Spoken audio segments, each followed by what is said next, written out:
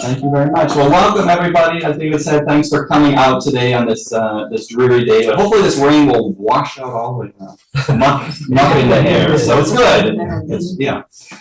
So I met Sarah almost 10 years ago, November 2016. Visited her at their house. And as soon as I walked in the door, she's smiling, she's hugging, she's very filled with joy. It's like meeting a friend immediately. And she took me into her parlor. They live in an old house with very high ceilings like this. And it was just filled with paintings. Some of these paintings here, probably others. And then she took to another parlor, and it's also filled with paintings. And then the dining room has paintings. So that was my introduction to her right away, is just seeing all of this work up on the walls. At that point, she'd been painting for about 15 years. Now it's been basically 25 years, quarter of a century. She's been honing her craft. I have no idea where she keeps all these paintings, because she's done hundreds and hundreds of them since that time. And she paints all kinds of different things, as you see around the room here. There's some landscapes, there's some still life, a lot of flowers and trees. But I think mostly what she paints are people, and I'm sure she'll tell many stories today.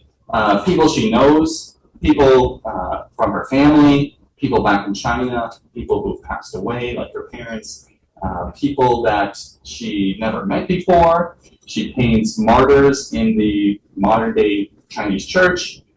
She paints all sorts of people and tells their stories, uses her paintings to elevate their voice. And through presentations like this, her writings, her books that she's written, etc., she spreads those stories to all over in America here. She's presented at various places, she's done readings before, she's had other art shows.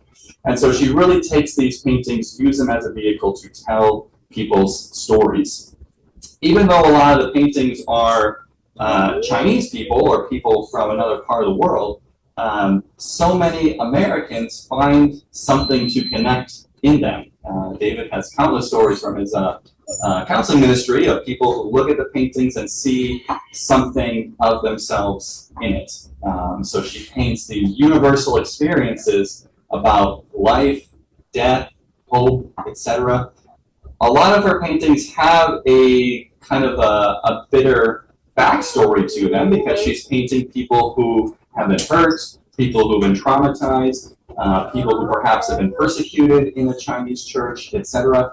But it's not just the pain for the sake of pain. There's always an overriding sense of peace, of hope, of faith, of charity, and I think empathy for the subjects that she depicts. One final note on the connection to the theme, Liberty and Covenant. She's doing this presentation in conjunction with America's 250th anniversary.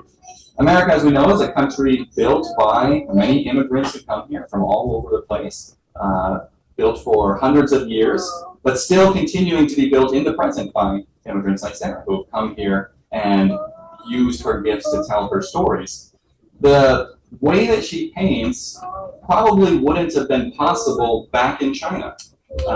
It's not just the subject matter, it's not just that some of the paintings challenge the Communist Party or things like that, but the decades of indoctrination, the ways of thinking, the limits that the culture has placed on people wouldn't have allowed this kind of flourish of what you see here, the types of stories that she has been able to tell. So coming to America, freedom in our country, freedom of speech, etc., but also the freedom she has in Christ, her faith, that's a very big part of her paintings.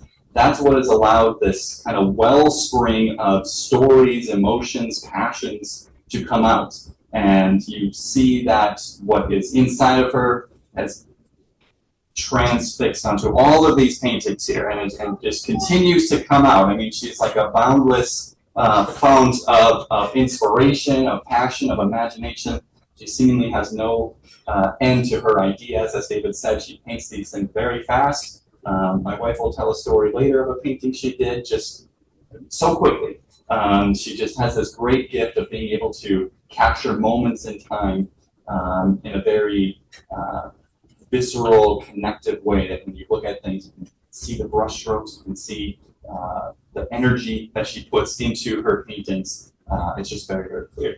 So I've known her for many years, my friend and mentor, sometimes counselor, Sarah Lynn Liu. Come on up here.